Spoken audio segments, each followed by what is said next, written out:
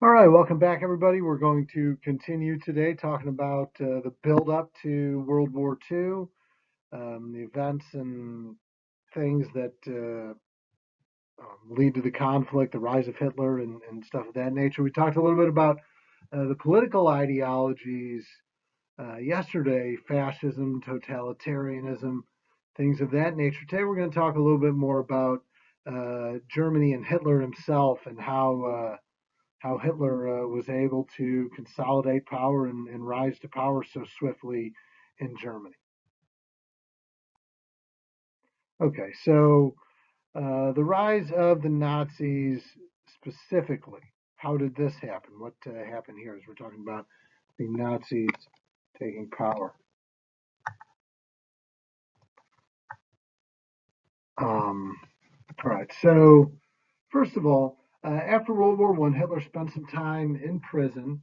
Um, for being involved with some questionable groups and stuff of that nature. But um, he was really a person that was at kind of at a breaking point in the sense that he was really embarrassed about how the war went for Germany and how the outcome of the war turned out for Germany.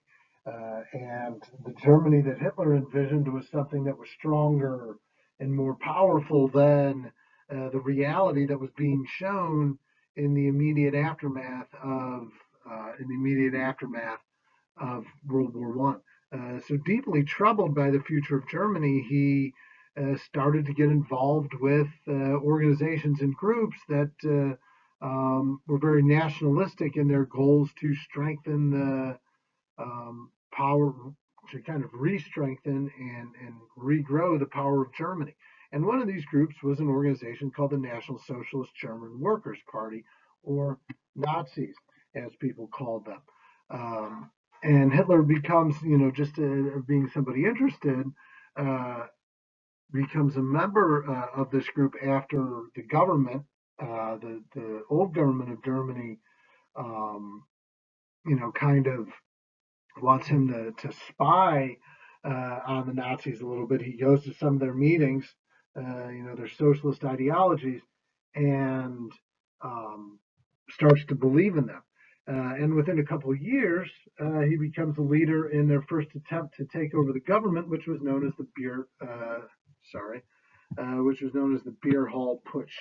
Okay, I thought that was supposed to be down here, but that's fine. Anyway, so in 1923, Hitler and some other leaders of the Nazi Party at that time organized um, a beer hall putsch, as it's called. It was an attempted coup and then an attempted takeover of the German government.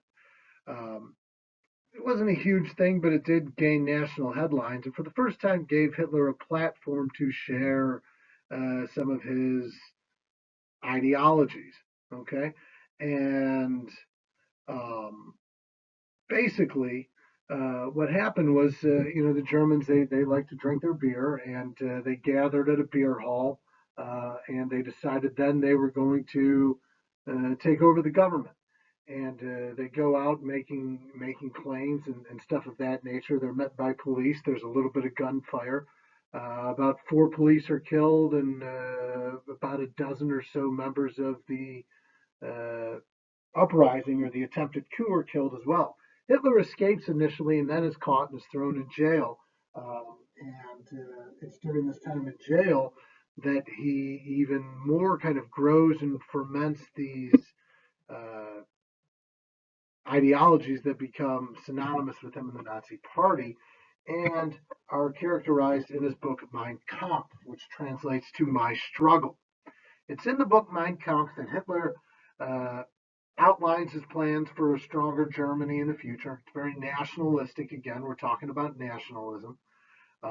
So he outlines his plans for a stronger German future, uh, as well as for the first time articulating his disdain for the Jewish people and essentially blaming the Jewish people for the ills and the problems of Germany today. Now, I mentioned to you yesterday there was a lot of disdain towards Jewish people because that people were willing to buy into Hitler's rhetoric because of all the different groups that were struggling in Germany after World War One, the Jews seemed least affected in terms of economic conditions, and there was a lot of resentment because the Jewish people managed to, survive the real horrible economic conditions existing in Germany.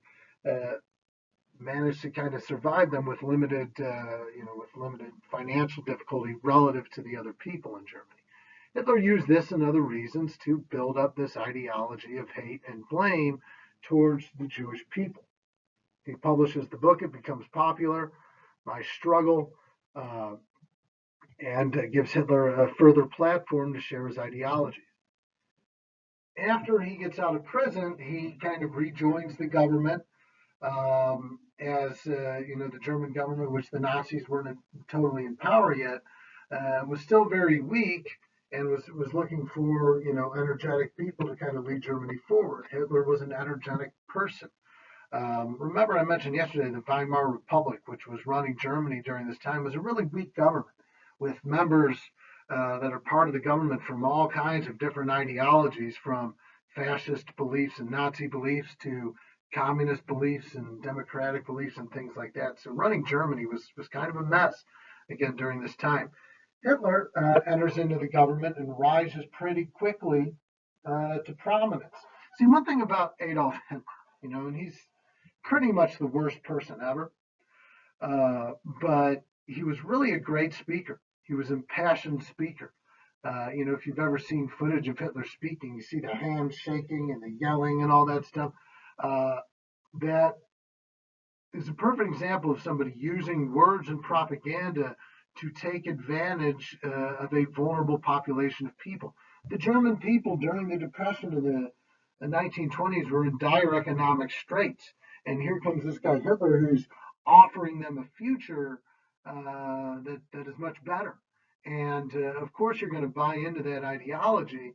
And once he has you believing in that, then he's going to start to push for other things and say, hey, it's the Jews to blame. This is rhetoric that these people are pushing, right? It's when a leader or somebody running for office is going to say things that, maybe normally you wouldn't believe in, but because of the circumstances that you're living in, it seems that maybe this person has the right idea, okay? And that's generally the ideology of fascism, and if you look at, well, we'll talk about that later. But Hitler manages then quickly to rise through the German government, growing in influence over time. And by 1933, he becomes the Chancellor of Germany, which is basically the second most powerful person in Germany, almost like essentially almost like a vice president or something of that nature. So he's risen up significantly by the early 1930s to a position of great political power. And by 1933, he's the second person in command. So Hitler sees this as an opportunity to, make that final step in taking over the government. And on June 30th, 1934, something called the Night of the Long Knives happens. Okay, the Night of the Long Knives is basically known as it's June 30th through July 2nd, 1934. And this is the night when Hitler kind of takes over the government. This is where he gets rid of any political adversaries, anybody that questions him, which is known as essentially a purge. Hitler purges Germany of the people that disagree with his political ideologies and takes them out of power, essentially gets rid of anybody who is going to question his authority or his beliefs. And in this purge, many people are killed. Estimates say at least 50, but at least 35 to 50 people were killed by Hitler here or his people. Other estimates say anywhere from 700 to 1,000. Basically, we're rounding up anybody who disagrees with Hitler's beliefs. We're arresting them, and we're doing one of two things. We're throwing them into a prison or a concentration camp. We'll talk about concentration camps later, places like Dachau, or you're simply killing them. Hitler's getting rid of opposition and anybody here that stands in his way. From there, he starts to push his ideology even further. He starts to push his propaganda, okay, and essentially brainwashing the German people more into believing what he has to say and what he believes. Okay, let's take a look at some of this propaganda, for example.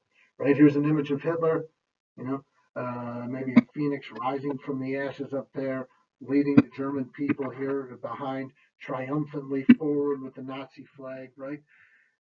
The thing about Hitler, you know, if you were to say that there was a leader who, um, anybody, right, who took a government that was struggling and incredibly, and rose that government from ruin and that economy from ruin, created jobs, created, um, nationalism and pride in the country, uh, and kind of restored a nation's strength and confidence, and somebody who is a great speaker and engaged many, many people, you would say that person's a really good leader, right? Uh, well, that description also fit Adolf Hitler, right? The difference with Hitler was, of course, that he was a crazed racist and lunatic. That separated him from what would make somebody an effective and good leader, because of his crazy beliefs, and ideologies, right?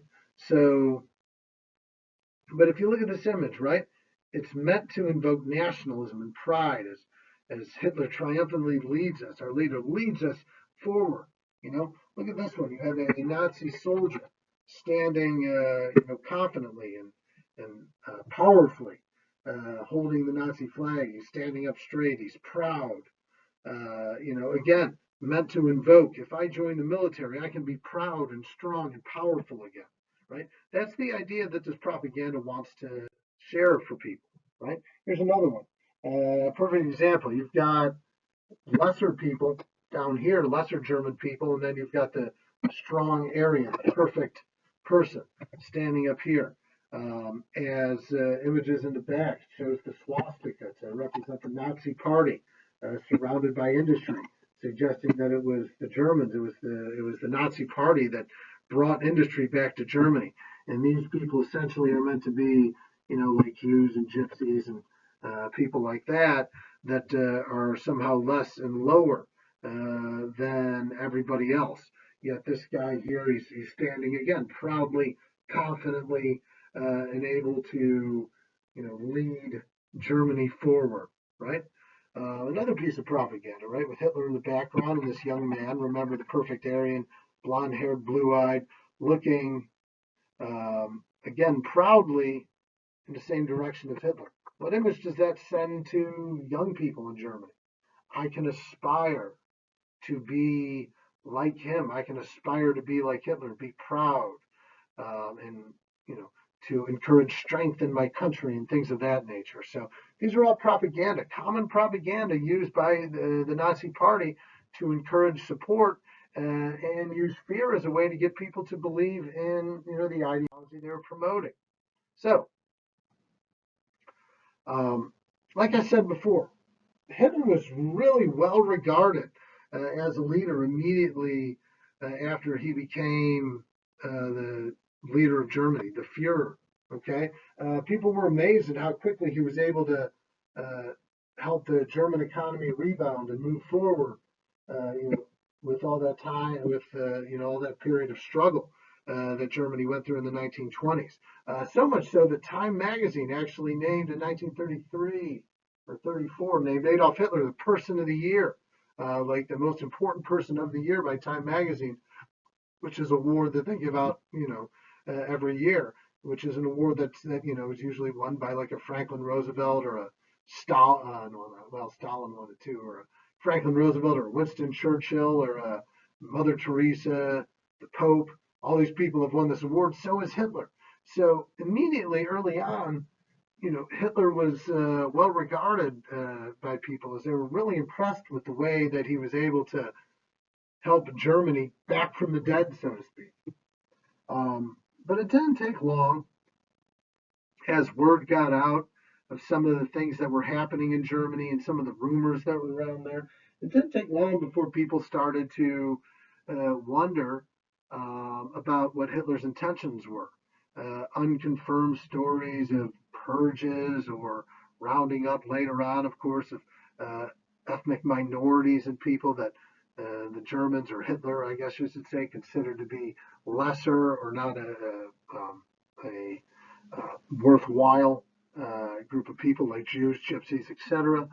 Um, so before too long, it became pretty clear that the intentions of Hitler were questionable. Okay, uh, the firm belief that Hitler used to get people to support him was this ideology of Lebensraum.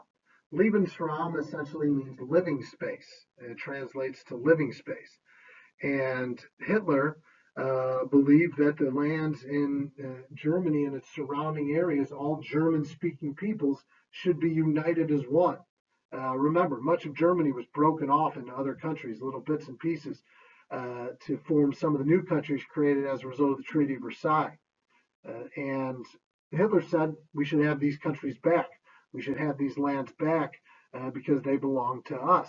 And they're German speaking peoples, and German speaking people should be united. Well, unfortunately, not all these people in these places were German speaking people, but yet, they would be forced by the hand of Hitler to, rejoin or be forced into what was the rebirth of the Reich, the rebirth of the great and powerful Germany as Hitler saw it. Hitler also had this firm ideology of Aryan supremacy, this idea that if you were that the German people were a superior race, a master race, as he called them. In his mind, the Aryan was someone who was blonde-haired, blue-eyed, a person that was white, and essentially of a what he believed to be a superior and master race class of people. Anybody that didn't fall within this expectation would be considered to be, lesser, and certainly this leads to the Holocaust and other things as Hitler begins to round up people that are regarded as somehow less than what he views as this perfect Aryan, even though he himself did not meet the criteria that he set for these, perfect Aryan people. The new idea of Germany was called what Hitler called the Third Reich. He called it a thousand-year Reich, meaning the German people would rule the world for 1,000 years. Would rule the world for 1,000 years. The First Reich being the Roman Empire, and the Second Reich being the rule of Napoleon when he conquered much of Europe in the early 1800s. And this would be, again, this 1,000-year Reich that would last for a long, long time, and Germany would dominate the world and lead it forward. Hitler used many ways to pursue this belief. Most notably was through the 1936 Olympics. In the 1936 Olympics, Hitler had they were in Berlin, Germany, and Hitler, had what he believed to be the best athletes out there. Until an African American, by the name of Jesse Owens comes in, and right in front of Hitler's face, Jesse Owens essentially wins 4 gold medals, helping to smash Hitler's ideology of Aryan supremacy. Okay, this is an example of how sports, and particularly the Olympics, play a big role in making political statements or things of that nature. A couple of years later, boxing was a really popular sport. A couple of years later, U.S. champion, a guy by the name of Joe Louis, boxed the German champion by the name of Max Schmeling. And Schmeling surprisingly beat Joe Louis. Hitler jumped on Schmeling as this new leader and champion of Aryan ideologies and beliefs, especially after Schmeling beat Joe Louis, who was an African American. So they quickly set up a rematch, and in this rematch, uh, Joe Louis beats Max Schmeling so bad that he actually broke a couple of his ribs in the fight and knocked him out in the first round, giving another, again putting another hit on Hitler's idea of Aryan supremacy. Now, Hitler used athletes as pawns in this idea of Aryan supremacy. For Max Schmeling, for instance, never believed in Aryan supremacy, never believed in a lot of the stuff that Hitler would talk about, but yet Hitler trumpets him and champions him, as this ideal German um, example of Aryan supremacy. The German athlete that Jesse Owens competed against when he won 4 gold medals in 1936 uh, became great friends with Jesse Owens. And even though, again, they were trumpeted as these champions of Aryan ideology, they didn't necessarily believe it. And that's a really important point because it's important to note that even though Hitler is leading Germany and promoting these ideas, not everybody in Germany is buying into the rhetoric. Okay. So I think that's all for today, folks.